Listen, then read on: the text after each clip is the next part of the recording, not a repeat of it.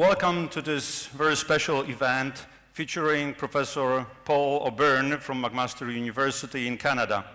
The two of us will be the hosts. I would like to introduce my colleague and a close friend, Professor Roman Jeschke from McMaster University. Born and educated in Krakow, he is a vital link between Poland and McMaster University. He is one of the most quoted medical researchers in the world. And just that you know who is my partner, Piotr Gajewski, who is the chief editor of the main Polish internal medicine textbook, and also the president of Polish Institute for Evidence-Based Medicine. Thank you. This meeting has been organized by the Polish National Foundation, a Warsaw-based non-profit organization. The current aim is to organize 100 meetings in Poland with 100 influential personalities from around the world. It is to celebrate the 100th anniversary of Poland regaining independence. The president of the board of the Polish National Foundation, Filip Rudasiński, is with us today. So, with a big thanks to Polish National Foundation, I would like to introduce to you one of the most influential and remarkable people in today's research world, Professor O'Byrne. I can say several nice things about him. Number one, he is my boss. Number two, he is the dean of medical school where we're coming from. He is a person who shaped the management of asthma over the last few decades. And lastly, he is the great friend of Poland. Professor O'Byrne, the floor is yours.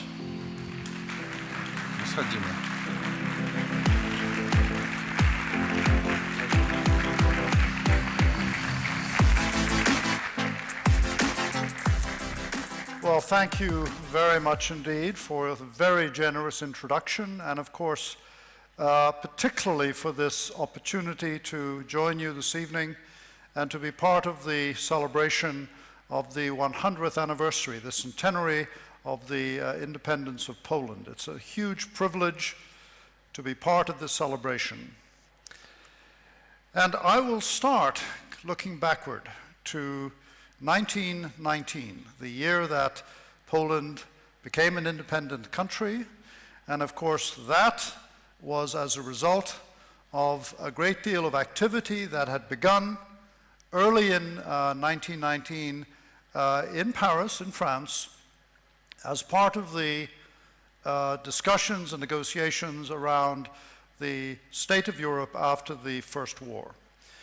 This resulted in the signing of a treaty in June of that year in Versailles, known as the Treaty of Versailles.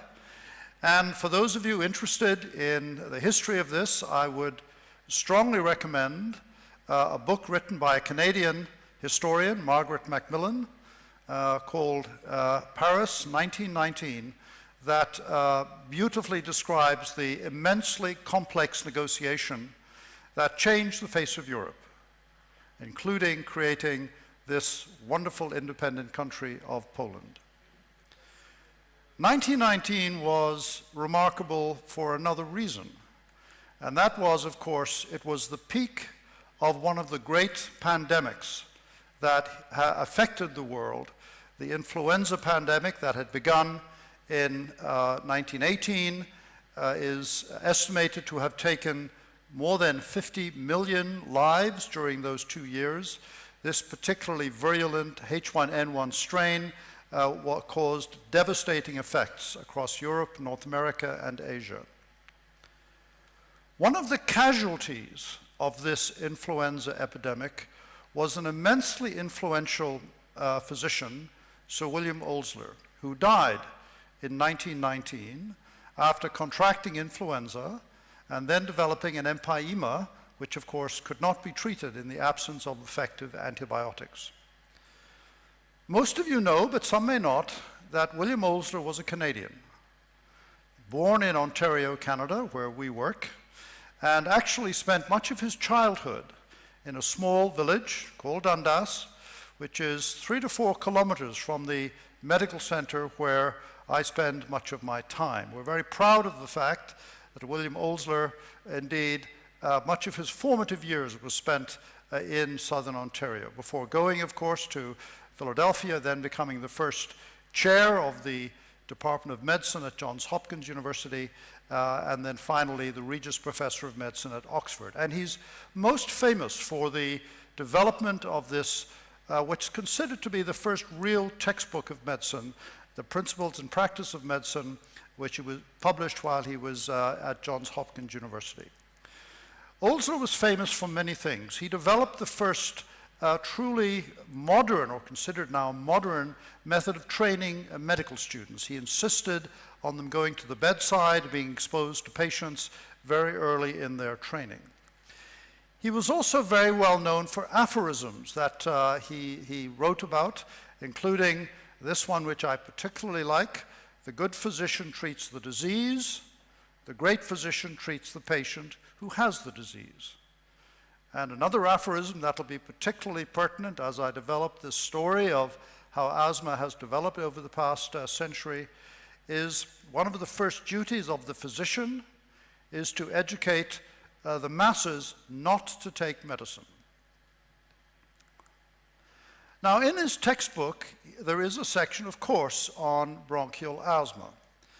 And Olsler was not always absolutely correct in some of the aphorisms and statements that he made. So, for example, the first sentence on the section on asthma is that all writers agree, this is evidence-based medicine in 1900, all writers agree that the majority of cases have a strong neurotic element. But he recognized that the symptoms were due to spasm of bronchial muscle, swelling of the bronchial mucosa, and indeed was wise enough to recognize at that time that there was a special form of inflammation, particularly the smaller airways, important in asthma. And when you read down the chapter and look at the various treatment options that were considered appropriate in the early 1900s, these included chloroform, importantly best taken in hot whiskey. I really liked that suggestion. Pilocarpine, which is a cholinergic antagonist, probably quite useful. Amyl nitrate, morphine, with or without cocaine. So you had some choices here. And stramonium cigarettes, again an anticholinergic, and the cigarettes were actually very popular. And for prevention of attacks, no remedy works as well as iodine of potassium. So those were the treatment options available when Olsler was writing the textbook at the beginning of the 20th century. Now, I want to move on about 50 years from when that textbook was originally published to this year, 1951. That was an incredibly important year in the history of asthma. And it's for a number of reasons. The first reason is the very first published report of the use of an inhaled steroid was published by Gelfand as a single-author paper in 5 patients in the New England Journal of Medicine. One does not get published in New England Journal with 5 papers these days, so this was a little while ago. Also in the same year was the first report of the use of prednisolone or prednisone for the treatment of acute asthma. And in the same year, 1951, the very first published report by Herxheimer of asthma being induced by environmental allergens. So recognize the importance of the environment in triggering asthma symptoms that could persist long after the exposure had occurred. But the other really important event that happened in 1951 is that it was the year I was born. So I came into the world the same year as all of these seminal papers were published. And it's a remarkable fact of fate that I've spent my entire career studying these things that have existed exactly the same length of time on this earth as I have. The really important advance, however, in relation to asthma treatment came as the result of work reported by Alquist and a number of colleagues, but this is the single author paper that really changed the world of treating asthma and indeed many diseases, including cardiovascular disease, which is the publication of the presence or the knowledge around adrenergic receptors being of two important subtypes, adrenergic receptors and beta receptors. And we now know, of course, that there are several subtypes of beta receptors, and targeting the beta receptor resulted in the development of the first truly effective, rapid onset treatment for bronchial asthma, which is an inhaled short-acting beta-2 agonist that's highly selective for the beta-2 receptor. And this was the first one published in 1969, the papers for salbutamol. Now, I want to share an anecdote with you because I think this is relevant to how this story has developed. The anecdote is this: when I was a child, I had severe asthma. I was in and out of hospital frequently in emergency rooms or admitted to hospital at a time when there was no truly effective treatment.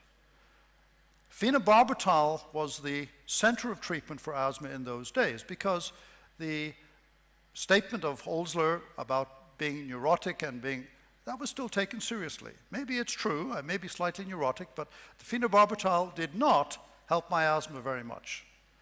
I remember vividly first being offered the opportunity to inhale a selective beta-2 agonist and the rapidity with which that reversed the symptoms. This was an absolute game changer.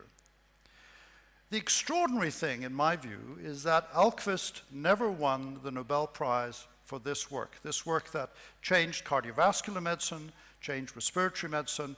He won the Lasker Prize, but never the Nobel Prize. The other immensely important event, from my perspective, in 1969, not only the availability of selective beta-2 agonists, but it was the first year of our medical school.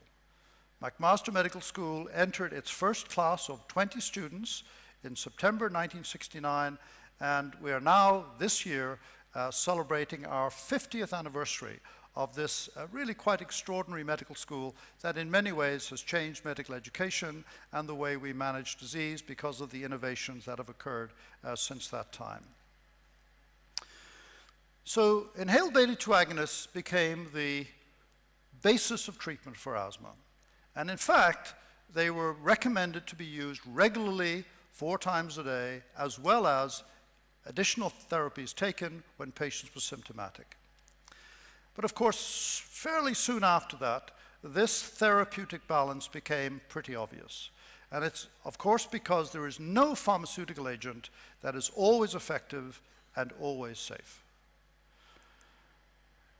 And in the 1960s, there were a number of non-selective beta agonists, isoprenaline being the one most widely used.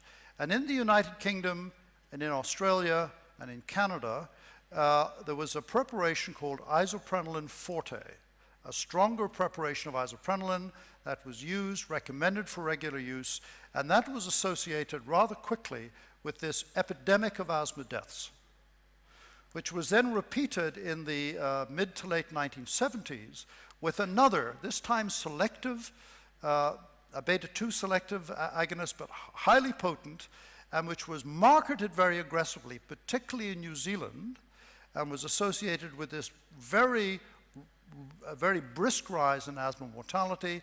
And when this drug stopped being used in New Zealand, the mortality rate fell. Now, as I've already said, in 1951, we had the first report of the administration of an inhaled steroid. But by the early to mid-1970s, very selective inhaled corticosteroids, particularly beclomethasone and then later budesonide, were reported and very quickly became the therapy of choice, and indeed the bedrock around which asthma has been managed since. Now, I want to explain to you a very important observation that again has changed the more recent thinking around asthma. And this is a paper that was published in 1958 and was the result of a clinician making some very salient observations. This is Dr. Harry Morrow Brown, who was a physician in Derby in England. He was not in an academic institution, but he was an extremely observant clinician who insisted that if patients presented to him with asthma, that he measured the inflammation, which he thought was important, in the airways of these asthmatics by collecting sputum from the patients. And what he recognized and reported in this paper in The Lancet was that prednisolone, oral corticosteroid, was only effective in patients who had eosinophilic airway inflammation. And if you didn't have airway eosinophilic inflammation, prednisone caused side effects but gave no clinical benefit. Now, of course, like many terribly important observations, this was rapidly forgotten. And steroids of all sorts, prednisone, inhaled steroids, was used widely in everybody, whether or not, in fact, the inflammation could be documented. And these figures I'm showing you here, the photomicrographs, are taken from his own work, where he looked at whole eosinophils, eosinophil granules, and the charcoal-laden crystals that are produced by activated eosinophils. I now want to talk a little bit about another immensely influential person in the development of selective treatments for asthma, and that's Professor Andrew Szeszlik, who is from Krakow, Poland, from this wonderful city, and was a close personal friend and indeed a mentor to me, so immensely important to me in my career development.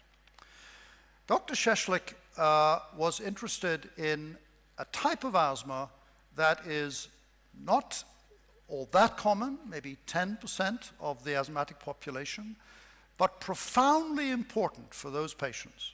Because if they inadvertently take aspirin, or as it turns out, any non-steroidal anti-inflammatory drug, they get acute, profound bronchoconstriction. And he did a great deal of work. This was the World Center for Studying the Mechanisms, the biology of these events. And he recognized quite early on that indeed it was the inhibition of cyclooxygenase, which of course the way aspirin works, that leads to the development of these symptoms in patients. And these were three papers that were tremendously influential in making all of us interested in this area think about the role of eicosanoids, particularly leukotrienes, stimulatory or inhibitory leukotrienes, in controlling airway function in this subset of patients. This area became very much clearer in 1979, when the gentleman shown in this picture, Dr. Bengt Samuelsson from the Karolinska Institute, identified a substance called leukotriene C, as well as two others, leukotriene D and leukotriene E, that made up something called slow-reacting substance of anaphylaxis, which had been known about actually since the mid-1940s. This is an eicosanoid. It's a product of the metabolism of arachidonic acid, and it's one pathway that is different from that for the cyclooxygenase products. And for this discovery, Dr. Samuelsson was awarded the Nobel Prize in Medicine and Physiology in 1982. Now, this was important to me in my career because quite soon after the identification of these leukotrienes, we had a chance, working in Hamilton with some colleagues, Dr. Eleanor Edelroth and others, for the first time to give these by inhalation into asthmatic lungs. And we demonstrated a number of things. First of all, these were extraordinarily potent bronchoconstrictors, maybe 100 to 200-fold more potent than anything else that had been studied. And secondly, asthmatic airways behave differently when these substances were inhaled when compared to normal non-asthmatic subjects. And this study suggested that, in fact, these leukotrienes were being produced constitutively in asthmatic airways and perhaps were important for some of the symptoms that asthmatics were developing. We then had a chance for the first time to look at a very selective antagonist of these leukotrienes, a drug that blocked the leukotriene receptor, and we studied this in subjects who developed induced asthma In this particular study I'm showing on the slide, it's the response to exercise, which is a potent stimulus for asthma in many subjects. And we showed if we gave a leukotriene receptor antagonist before exercise, we could largely, not completely, but largely ablate the bronchoconstrictor response. And that was also true if we gave these drugs prior to individuals inhaling an environmental allergen, like house dust, grass, cat, and dog. And so these studies taken together, and there are many other studies done by other groups around the world, suggested that blocking this very specific receptor, one receptor in asthmatic airways, could have potential clinical benefits. And of course, since then, leukotriene receptor antagonists have become, and were the first, but have become now an established therapy for patients with persisting asthma. Time moved on, and one of the important advances that occurred in the mid to late 70s was the development of beta receptor agonists, but that had a long duration of action. They weren't short-acting like salbutamol, the first one I described to you. These lasted for 10 to 12 hours in duration. And when put together with an inhaled steroid in the same inhaler, we were able to demonstrate, again, working in many labs around the world have shown this, that they were much more effective at reducing the risk of a severe exacerbation in asthmatics, and they became the standard therapy for patients in whom steroids alone were not sufficient to control the disease. But again, this therapeutic balance came into play.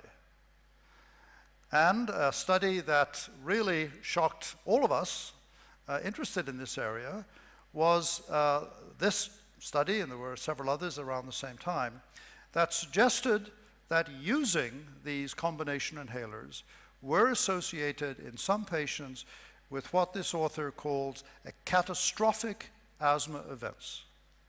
These were events that led to patients requiring intubation, ventilation, or who died as a result of acute severe asthma. And you won't be able to see the numbers on this systematic review, but at about double the risk, or at least in this paper, about double the risk of patients having such a catastrophic event. Now, that was tremendously influential and resulted in this class of therapy having a box warning around its use saying they are effective, but they're associated with an increased risk of a terribly severe event happening in asthmatics in the right circumstance and increasing the risk of death.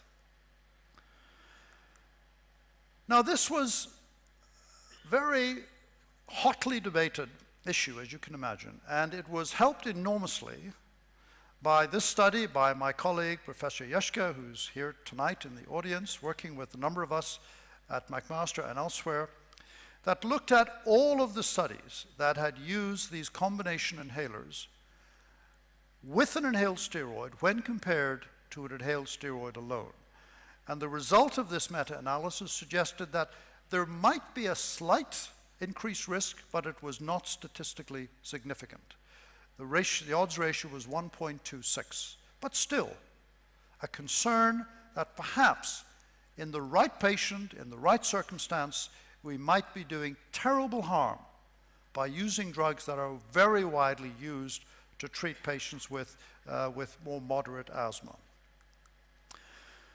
The FDA, because of this, mandated a series of large prospective safety studies of the use of these combinations compared to inhaled steroids alone.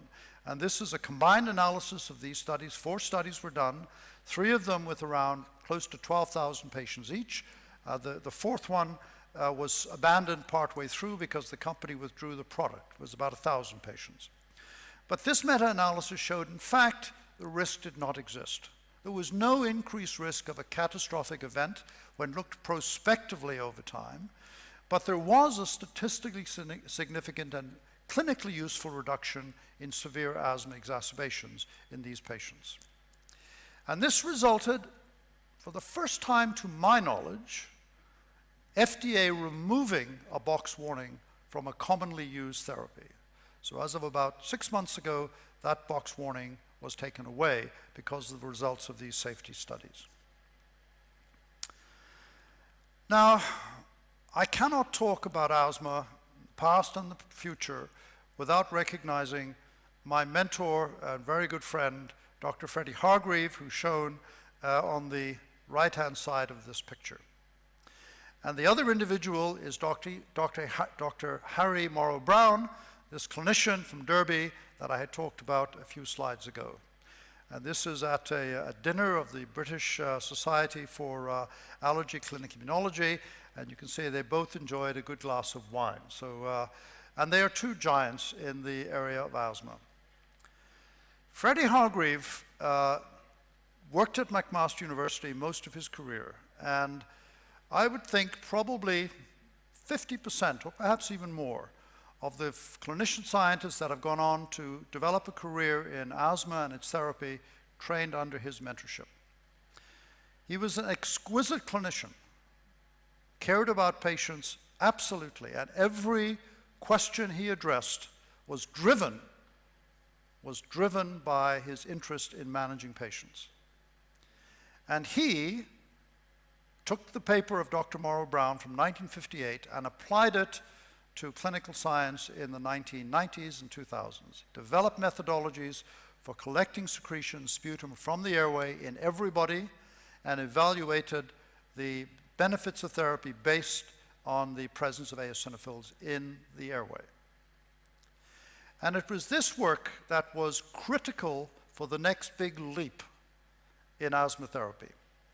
And that was in 1999, the development of selective monoclonal antibodies that block the protein interleukin-5. Interleukin-5 is necessary and sufficient for the production, the trafficking, and the survival of eosinophils. If you take interleukin-5 away, eosinophils disappear from the bone marrow, from the blood, and from the airway. So in 1999, these two papers were published the same year, identifying two different molecules, monoclonal antibodies, one of which is now known as mepolizumab, the other one is known as reslizumab. But the initial studies of these two antibodies failed. They were not successful.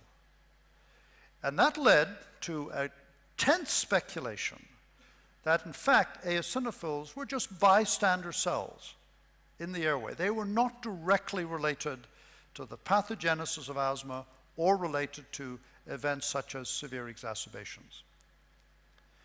But Freddie knew differently.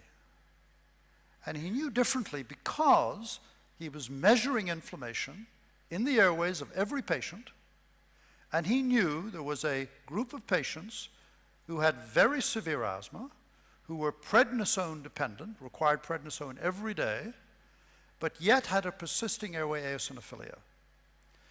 And he, and I had some part in this, convinced the pharmaceutical company that had produced mepolizumab that was going to stop its development because it had failed in the initial studies, to give it one last try in a group of patients who were prednisone dependent and had this persisting eosinophilia.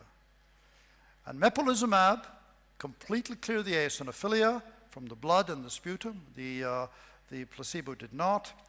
And when the prednisone, which was an average of 10 milligrams a day, but for a mean duration of 9 years in these patients, the prednisone was rapidly withdrawn, and we showed that mepolizumab prevented the development of acute severe exacerbations over the 6 months of the trial. There were 2 failures in the trial, neither of which were an asthma exacerbation. One was acute severe sinusitis, one was a cardiac tachyarrhythmia, but they're considered to be treatment failures because the patient had to be taken off the experimental drug. This study, a small study, in a very select group of patients, then led to the larger clinical trials in eosinophilic asthma, not in everybody with asthma. And now both of these, together with a third anti-IL-5, are available to treat this group of patients and are extremely successful in helping patients get off prednisone and maintain asthma control. This is a summary slide of the treatment recommendations for asthma as published a year ago, in 2018. And you can see the primacy of inhaled steroids now in managing asthma. In patients, step 2, 3, 4, and 5, these are patients with regular symptoms of asthma most days, and even in patients with step 1, who have very occasional symptoms, there's good, compelling, high-quality evidence of a benefit of inhaled corticosteroids used regularly twice a day. The problem with the use of inhaled steroids, however, is that they make patients mostly asymptomatic. They become normal. And then they stop using the medication. Adherence is terribly problematic. Some studies suggest it's less than 10 to 15% over 1 year of patients will take the steroids as prescribed to remain asymptomatic and have asthma controlled. And so in the past year, 2 studies have been published that have taken a completely different approach to managing patients with milder asthma, the step 1, step 2 patients in the GINA summary I showed you. Make the assumption that they're not going to use their steroids regularly. So how can we get steroids into the airways at times when they are symptomatic? Well, the secret is to have a reliever medication, a drug they take for symptom relief, which they know will act quickly, give rapid clinical benefit, and put a steroid in there. So every time the patient takes the inhaled beta agonist, they also get the inhaled steroid. And when compared to a standard beta agonist, which was the current therapy for asthma, there was a 65% risk reduction in severe asthma exacerbations by just switching the reliever medication from a SABA, previously being used, to a medication that had a rapid onset bronchodilator plus an inhaled steroid. And in the bottom study, when compared directly to a maintenance inhaled steroid twice a day, the risk reduction was identical. But at a dose of inhaled steroids that was 75% lower, because the steroid was not being used every day. So as a result of that, this treatment algorithm has changed just in the past 3 weeks. And the recommendations now are that, in fact, a relief medication, a rescue medication, should always contain a steroid with a rapid onset bronchodilator. So the concept of asthmatics walking around with the blue puffer clutched in their hand, which is the standard relief medication, we hope will change dramatically over the next few years, so that if you're taking a relief medication, you always get an inhaled steroid. And that's what's shown in the slide here. The title of my presentation was debated a little bit between those of us who were thinking and planning this meeting, but it contains the word conquering asthma. This is not conquering asthma. This is treating asthma and treating it well and keeping patients well controlled and functioning well, exercising regularly, living a normal life. That we can achieve. We can achieve that in virtually everybody with the disease. But conquering asthma needs something else. And the something else is perhaps best highlighted in this slide published in 2006, entitled The Asthma Epidemic. And it shows the prevalence of asthma between the mid-1960s right through to 2005, and showing this striking increase in prevalence. But what I would like you to look at is not so much that slope of the curve, which most of us instantly our eyes are attracted to, but rather the range of prevalence that exists in all of these countries, including Poland, which was one of the countries measured, including Canada, which is one of those with the higher prevalence rates. There is a striking range of prevalence of asthma, particularly in childhood, around the world. And the prevalence is highest in developed countries with higher socioeconomic standards, where, interestingly, asthma treatments are most widely available. Now, the reason for this, I think, is still unclear, but I think we've got clues that really do give us a chance to perhaps look forward to conquering asthma.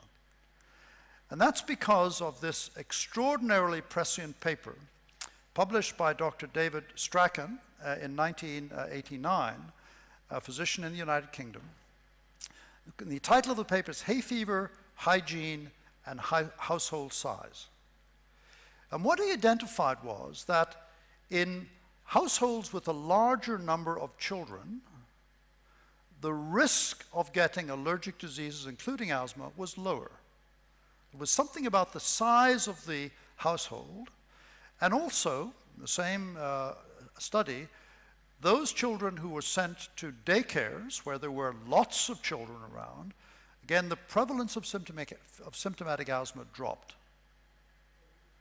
So he suggested that perhaps our obsession with hygiene, with keeping our children, infants particularly, away from infections, does not allow the immune system to mature in a way that prevents it from getting allergic diseases. And of course, as you know, when infants are born, they are born with an immune system. We call it a type 2 immune system that ensures survival in utero, but if left unchanged, almost guarantees the development of allergic diseases. And it's the maturation of that type 2 immune system to a type 1 immune system that seems to be critical in protecting children.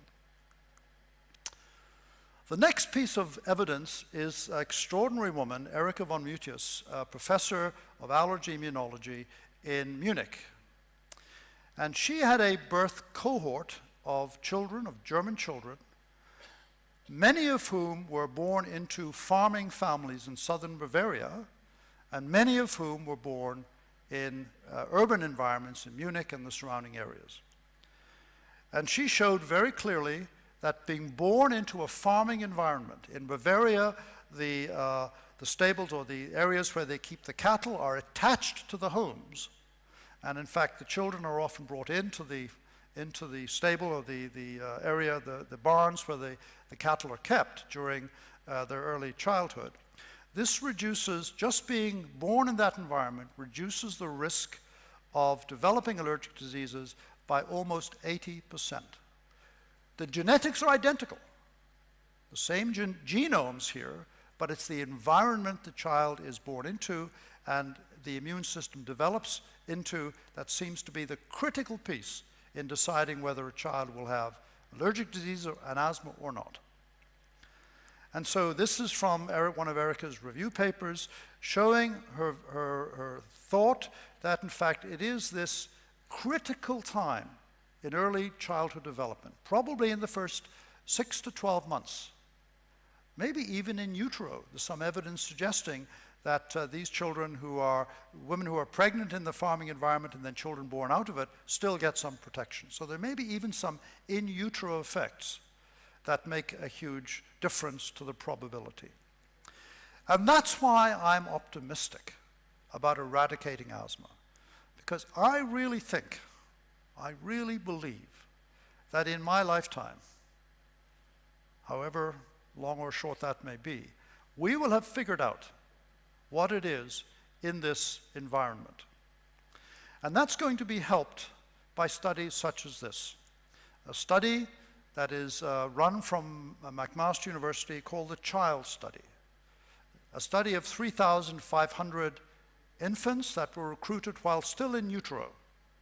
The mom recruited at the time of the first ultrasound visit, and these children are being followed prospectively. They're now aged 5 to 7 years. You can see the large number of measurements that are being made, genetics, the home environment, food, the microbiome is thought to be actually really important. My colleagues in gastroenterology will be delighted to hear this, but appears to be critically important in whether children are at risk. And maybe that's the reason that the farming environment is so important. But we will figure this out, and I think figure it out pretty soon. And by doing that, we have a chance to prevent asthma. That is the future. Not better treatments, not more effective treatments, it's stopping the disease starting at the beginning. So I do not want children to have to go through what I did as a child, or thousands and millions of others around the world. We'll stop this disease before it starts. Thank you very much indeed for your attention.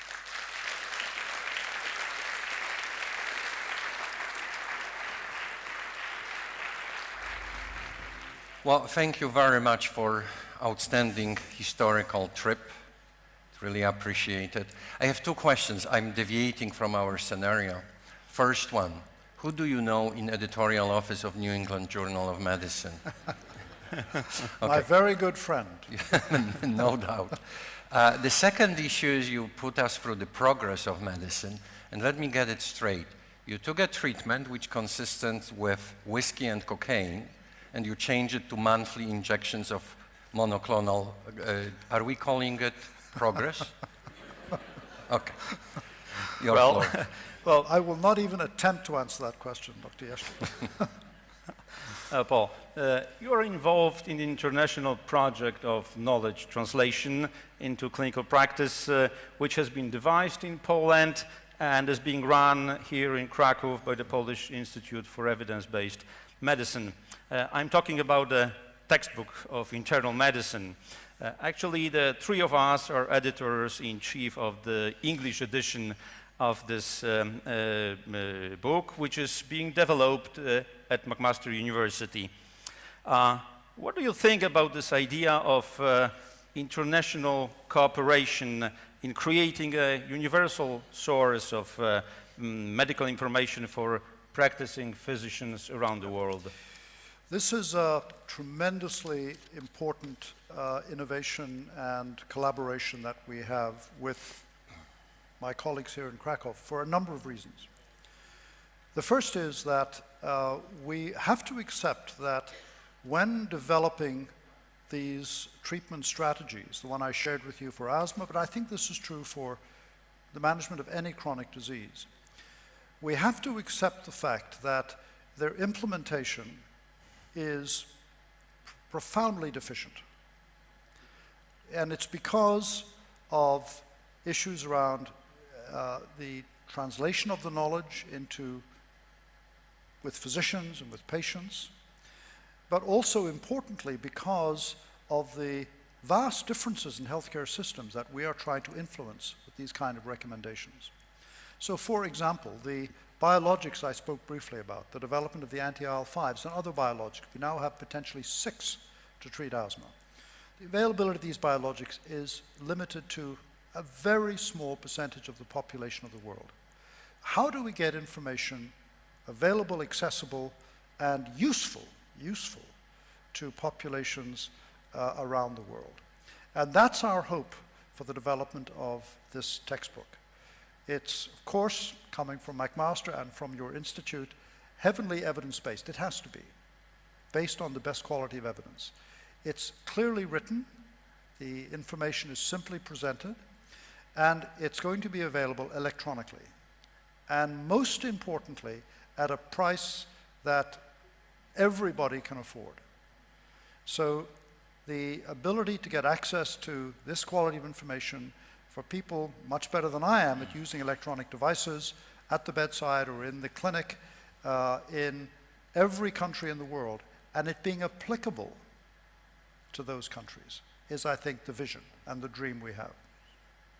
Well, you might have mentioned also that there are many experts from around the world involved in it, from many countries, from both Americas, from Western Europe, from Eastern Europe also. So this is really an international, a global project, and we are proud of it that we are doing it with McMaster University, which is the birthplace of evidence-based medicine.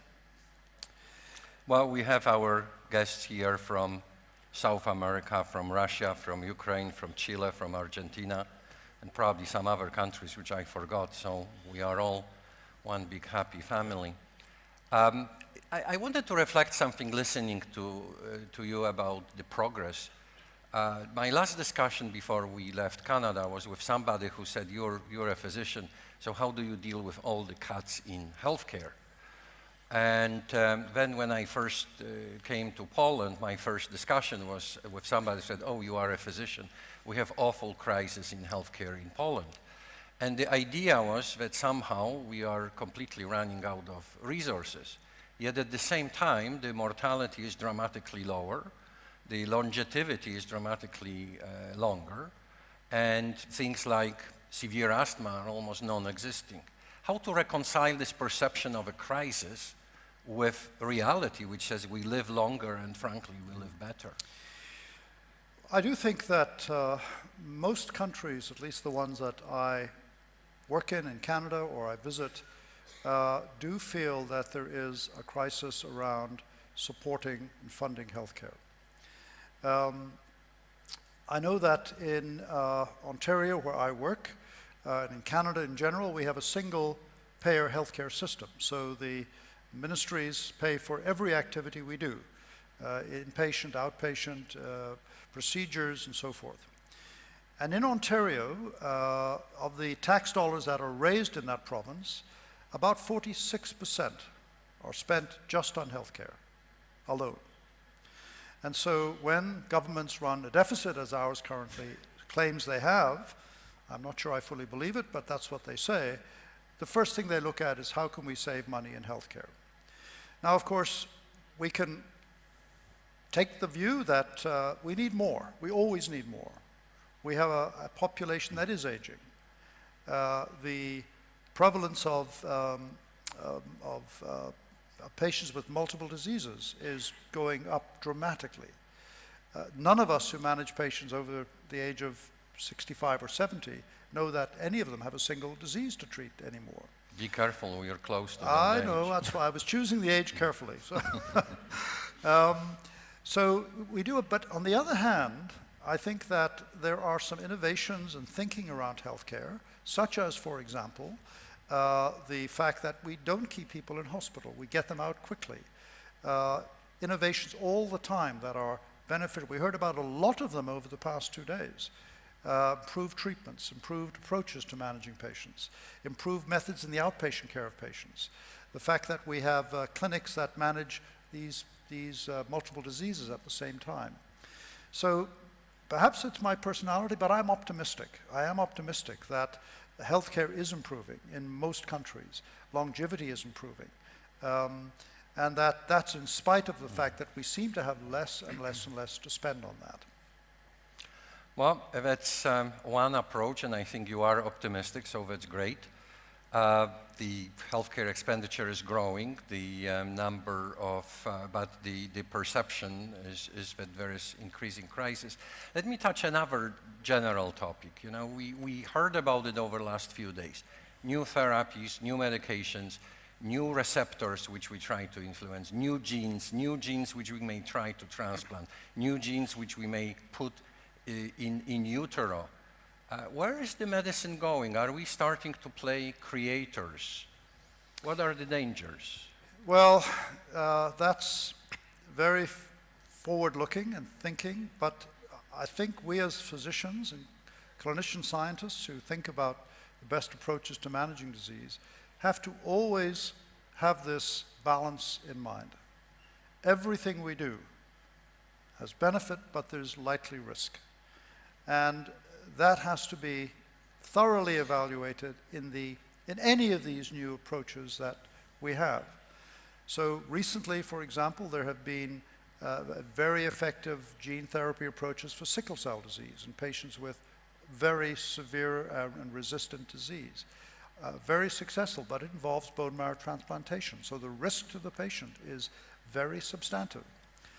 I think that, again, being perhaps a little Pollyannish about some things, I really believe that for many chronic diseases, understanding the basic biology of the disease, understanding its roots, where it begins, such as the point I tried to make with asthma, is going to be, at the end of the day, the much more effective approach. We figure out why it starts, then we can figure out how to stop it. Well, I think there is another big question mark. Professions come and go. The agricultural jobs are disappearing, manufacturing jobs disappear, and we medical professionals are trained to follow algorithms. So do you think that we physicians can be replaced by artificial intelligence? No. Thank you. Thank you, thank you. I feel much better.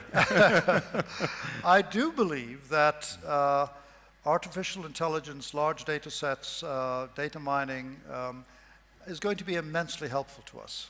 So I've become, quite late in life, but a real believer in the benefits of these large, particularly prospective cohorts in understanding why diseases develop and then trying to figure out how to stop them developing. So large data, data mining, AI, all of that is very much in our future. What it can never do, ever do, is be the kind of influence on the physician-patient relationship that I think is such an important part of medicine. Very often, the medications we use are pretty weakly effective, and yet we know that the interaction with the physician or the other healthcare professionals, nurse practitioners, physician assistants, is an immensely important part of the clinical benefit that the patient gets with even drugs that are not particularly good. So I don't think computers, at least not in our lifetime, is going to be able to replace that. Well, I would say that quite often words and empathy are the best treatments. Absolutely. Well, this would be a very optimistic approach to life. We would like to invite our audience to ask questions. If you have any, there are microphones around. And if you would like to participate in our discussion, it would be highly appreciated. I know that we didn't give you advanced warning, so I'm kind of giving you a few more seconds to think about the questions you would like to ask, and maybe we'll get somebody. And pending the questions, by the way, I looked at the performance of avatars imitating nurses and physicians, and they are pretty good. A question, we are thinking about conquering asthma, replacing it, deleting it. We think the same about maybe diabetes. Can we conquer death? I certainly hope not. I think that it's almost a nightmarish scenario, in my view, for prolonging life to the extent that we have to then begin to think about regulating the number of progeny we have in order to keep this planet of ours functioning. What I really like to think about is healthy old age. That is something I'm looking forward to. but conquering death, I do not think that's a good thought at all. So that is an optimistic statement. Now, let's see if we have anybody wishing to ask a question, and we have some. Oh, we have quite. Piotr, you decide who is answering. Maybe we'll start with the lady over there. Could we give microphone? And maybe we can deliver microphone to another person who was asking question from there. Professor Paul O'Byrne, dear Paul, as usual, I appreciate your lecture very much. Really great presentation. Thank you.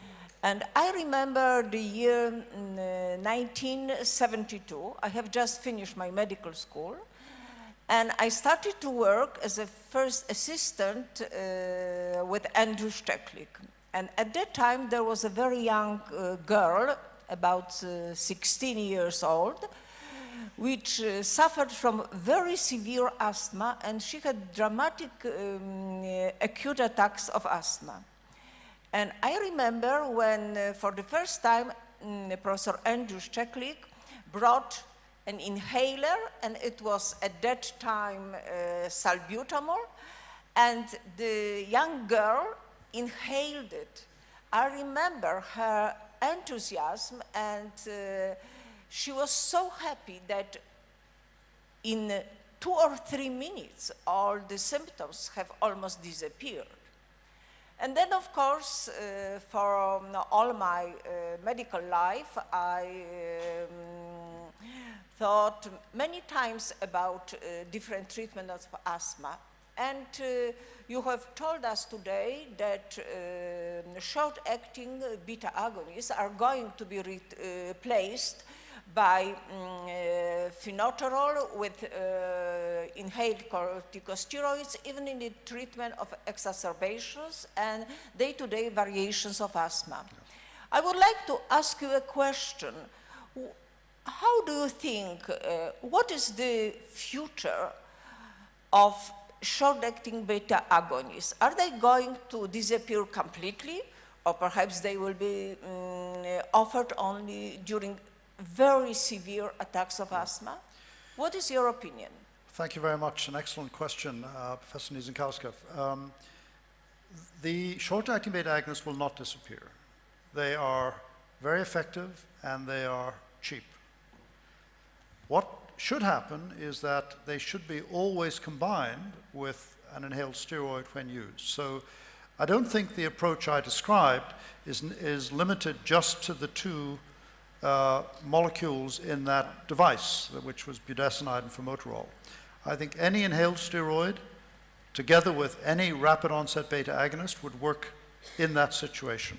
Do you think salbutamol and inhaled steroids? Yes, indeed I do. I think that's quite possible, and the only wish I would have is that asthmatics are not permitted, are not encouraged is a better term, encouraged to just have a salbutamol inhaler alone.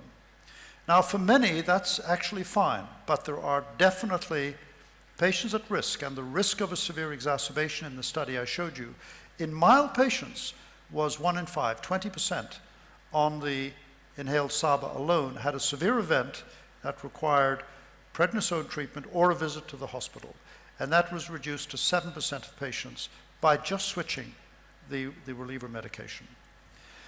I also cannot resist in just making another comment, if I may. It's not exactly related to the question that you had, but you told us about your mentorship with Professor Šešlik, and I wanted to just reminisce for a moment, because when I was a brand new faculty member at McMaster University in 1984, my very first year as a faculty member, the first invitation I received to give an international talk was here in Krakow at a meeting that Dr. Šešlik organized at the wonderful building that houses the medical school.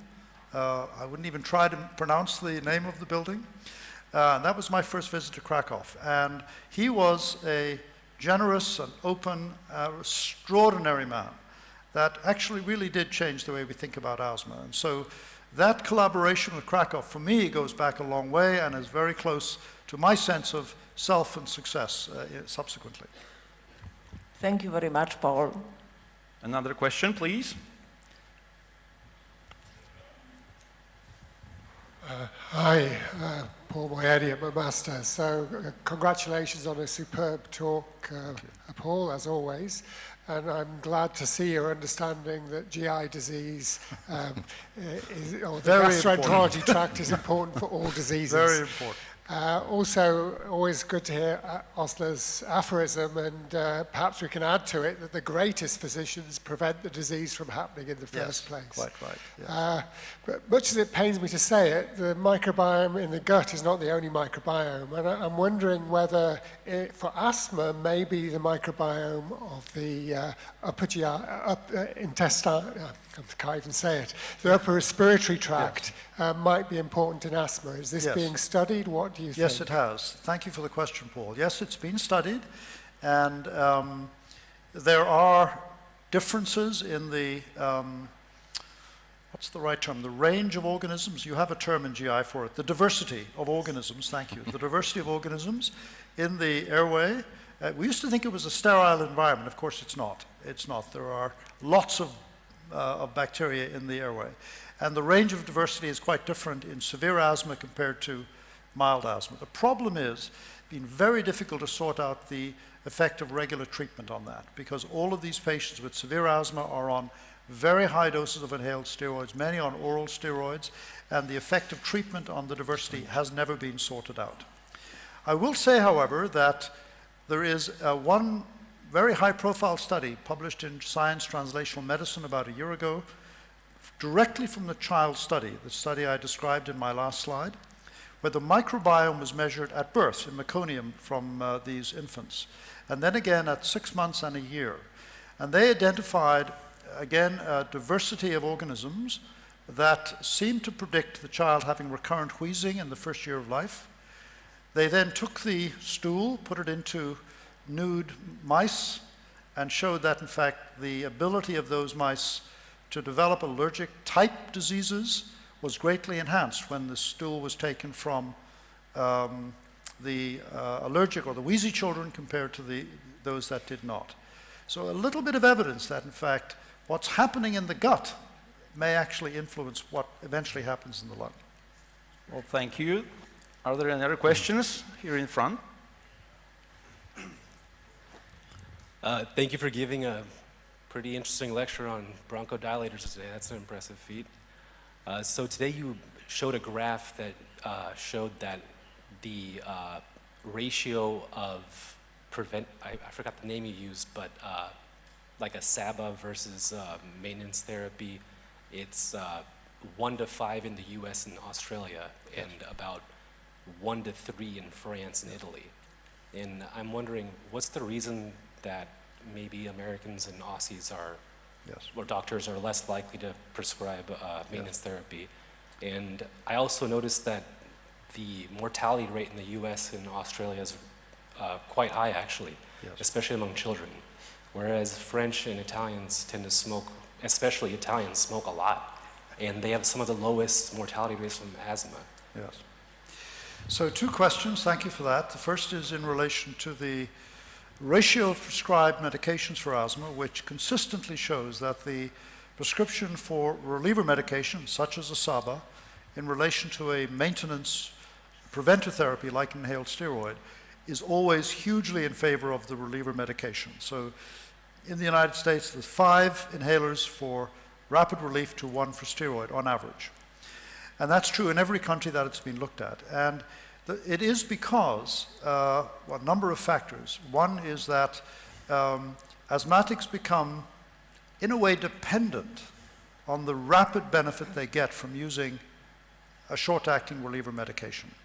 It's the way they are treated initially, it's the way they learn to respond to symptoms, and unfortunately, in a way, the preventive medication does not give immediate benefit. It benefits over time. It takes a week, sometimes several weeks to really get the clinical effect, and the patients make a decision.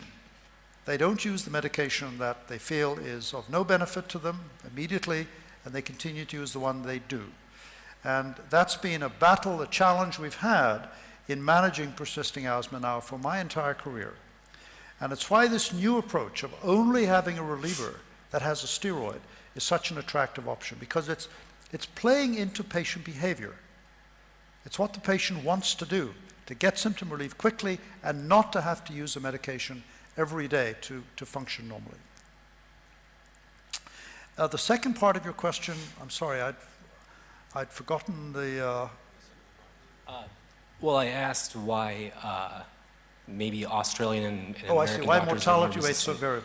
variable. Especially in North America and Australia, is it an environmental issue, especially with children? So Australia is an immense issue, and in my view, although this is not strongly evidence-based, but I think it's true, it's in part because SABAs are available over the counter in Australia. So they are purchased, and one inhaler of salbutamol costs less than 1 cup of coffee. It's between $4 and $5 Australian dollars. And so Australian asthmatics use more SABAs than almost anybody else in the world. And in the right circumstance, given the development of an exacerbation or some stimulus that drives inflammation, overuse of SABA, and we've shown this in my lab now many times, promotes inflammation rather than prevents it. And so if there's one country where this anti-inflammatory reliever will likely benefit a huge amount, it's in Australia and New Zealand. Thank you very much. Any other questions? Please.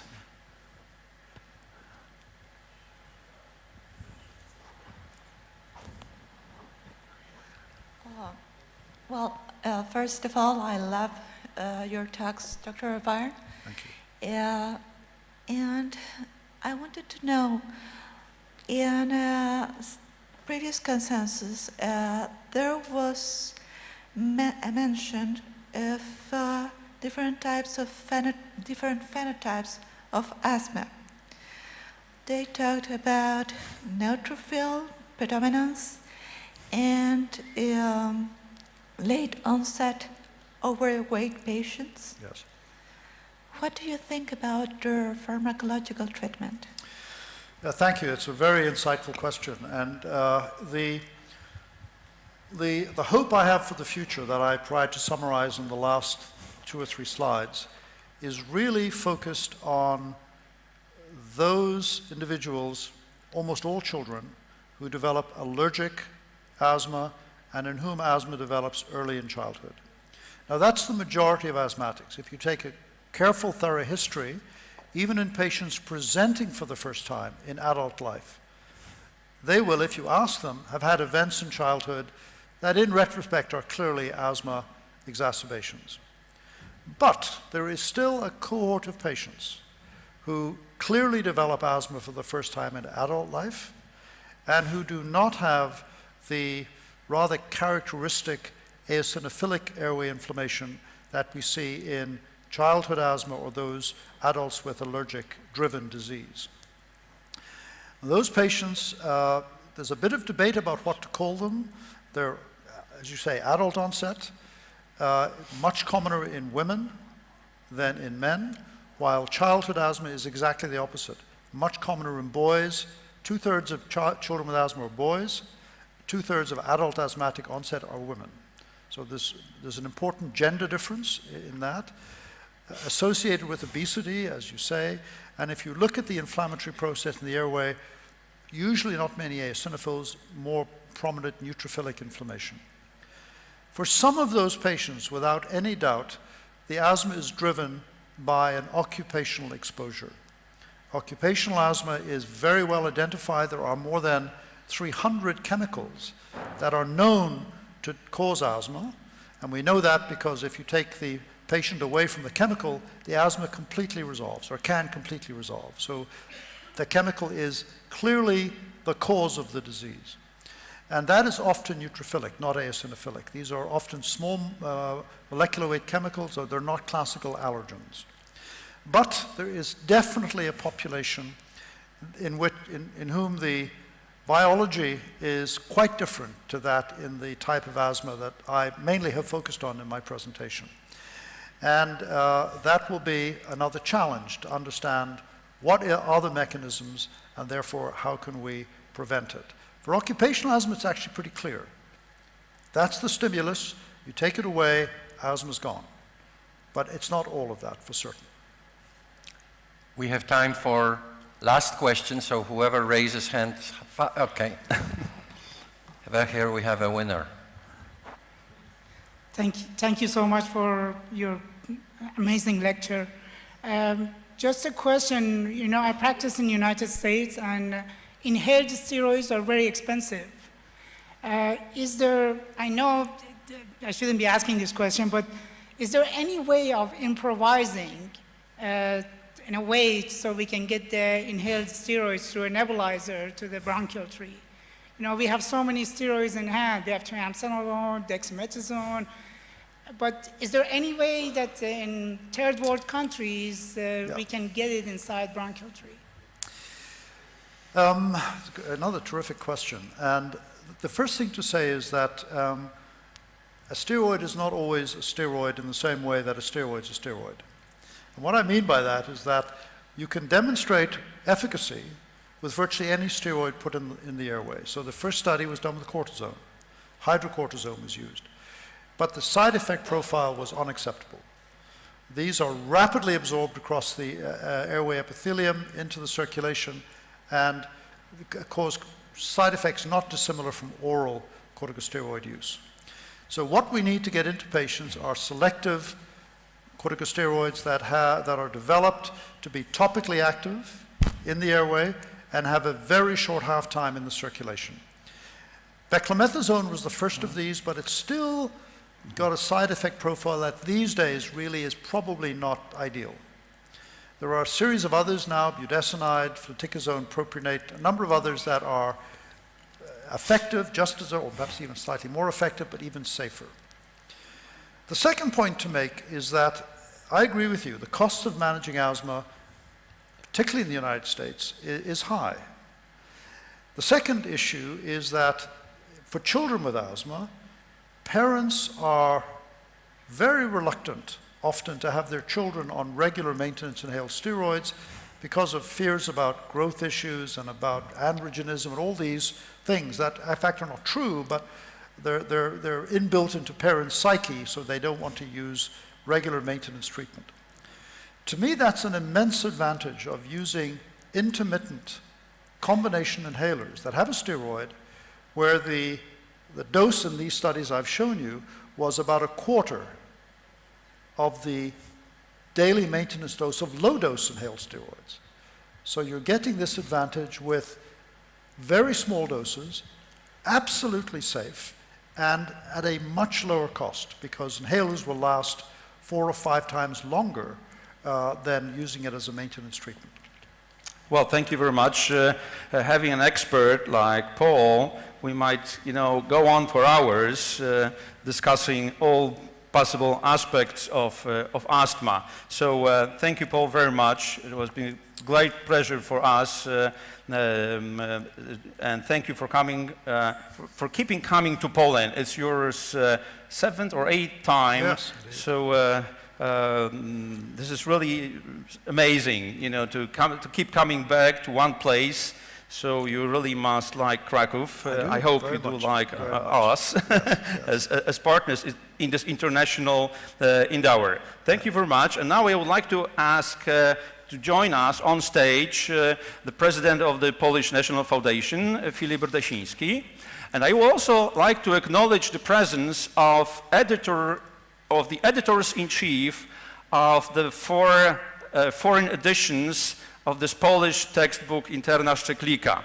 So I would like to ask Professor Rodolfo Armas from Santiago de Chile to join us on stage. And Professor Manuel Klein from Argentina, Professor Valentin Kokorin from Moscow, and Professor Anatoly Święcicki from Kiev. Please join us.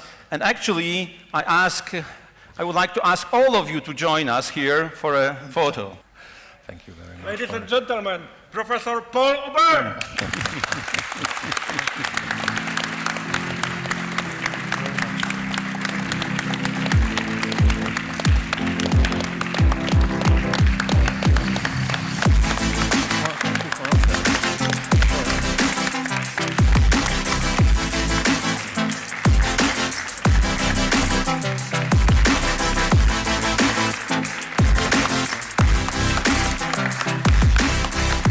Why don't you join us, please? So please join us here. You have been a wonderful audience. So please, it will be a pleasure for us, an honor for us, if you join us for this photo. And all our friends from Argentina, please join us. How many have you done so far? And the faculty from McMaster University.